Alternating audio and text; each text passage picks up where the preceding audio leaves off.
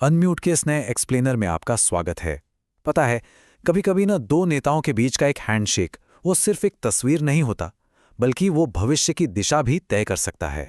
और हाल ही में भारत और जर्मनी के बीच ठीक ऐसी ही एक बहुत अहम मुलाकात हुई है। सोचिए, आज जब दुनिया इतनी सारी चुनौतियों से जूझ रही है, तब इन दो बड़ी इकोनॉमिक ताकतों का एक साथ आना ये बहुत मायने रखता है। तो इसका असली मतलब क्या है, चलिए समझते हैं। तो इस पार्टनरशिप को ठीक से समझने के लिए सबसे पहले उन दो देशों पर नजर डालते हैं जो इसके सेंटर में है। देखिए, एक तरफ है भारत, जो दुनिया की सबसे तेजी से बढ़ती बड़ी अर्थव्यवस्थाओं में से एक है, और दूसरी तरफ है जर्मनी, जिसे यूरोप का इकोनॉमिक इंजन कहा जाता है। तो जाहिर है, जब ये दोनों ताकतें हाथ मिलाती हैं तो पूरी दुनिया की नजरें इन पर टिक जाती हैं। अब देखिए, ये जो पार्टनरशिप है ये कोई नई नहीं है, लेकिन आज के हालात में ये पहले से कहीं ज्यादा जरूरी हो गई है। चलिए समझते हैं कि ऐसा क्यों है। ये मीटिंग एक ऐसे टाइम पर हुई है जिसे हम कह सकते हैं युद्ध, टैरिफ और अस्थिरता का दौर। और ये जो पूरी दुनिया में उथल पुथल मची हुई है ना, ये इस पार्टनरशिप को एक बिल्कुल नया मतलब दे देती है। ऐसी अस्थिर दुनिया में भरोसेमंद पार्टनर्स की कीमत बहुत बढ़ जाती है। और भारत जर्मनी का रिश्ता तो 25 साल पुराना है, जो विश्वास की एक मजबूत नींव पर खड़ा है। और विश्वास की इसी मजबूत नींव पर इस मुलाकात के ठोस नतीजे भी निकले हैं। तो सवाल ये है कि आखिर किन अहम डील्स पर बात हुई। देखिए, ये कोई फॉर्मल विजिट नहीं थी। कुल 19, जी हां, 19 बड़े समझौतों पर साइन हुए। ये नंबर ही इस मुलाकात की गंभीरता को दिखाता है।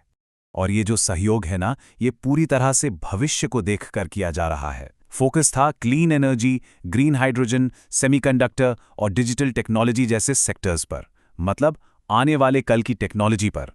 इन सभी समझौतों के पीछे एक बहुत एम्बिशियस इकोनॉमिक टारगेट भी है, और वो है 2030 तक दोनों देशों के बीच व्यापार को दोगुना करना।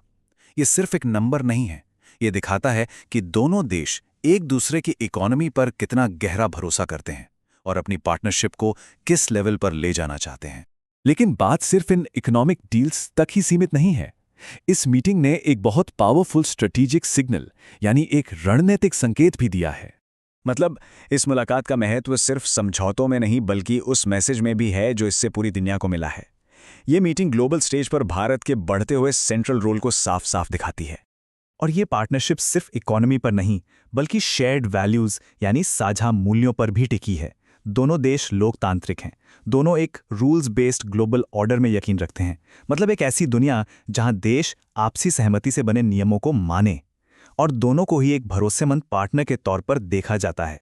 एक ऐसी दुनिया में जहां इन्हीं वैल्यूज को चुनौती दी जा रही है, वहां ये पार्टनरशिप स्थिरता का, स्टेबिलिटी का एक बहुत जरूरी मैसेज देती है। तो इन सब बातों का निचोड़ क्या है? आसान शब्दों में कहें तो इस पार्टनरशिप के दो मेन पिलर्स हैं। पहला है क्या, यानी व्यापार, टेक्नोलॉजी और एनर्जी पर हुए ठोस समझौते, और दूसरा है क्यों, यानी विश्वास, लोकतंत्र और स्थिरता का एक मजबूत संदेश।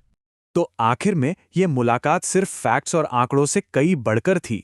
ये भविष्य के लिए एक दिशा तय करने के बारे में थी, और ये हमें एक बड़े सवाल के साथ छोड़ जाती है। क्या ये पार्टनरशिप सच में एक ज़्यादा स्थिर दुनिया बनाने में मदद कर सकती है? इसका जवाब तो खैर वक्त ही बताएगा। और हाँ, अनम्यूट को सब्सक्राइब करना ना भूलें।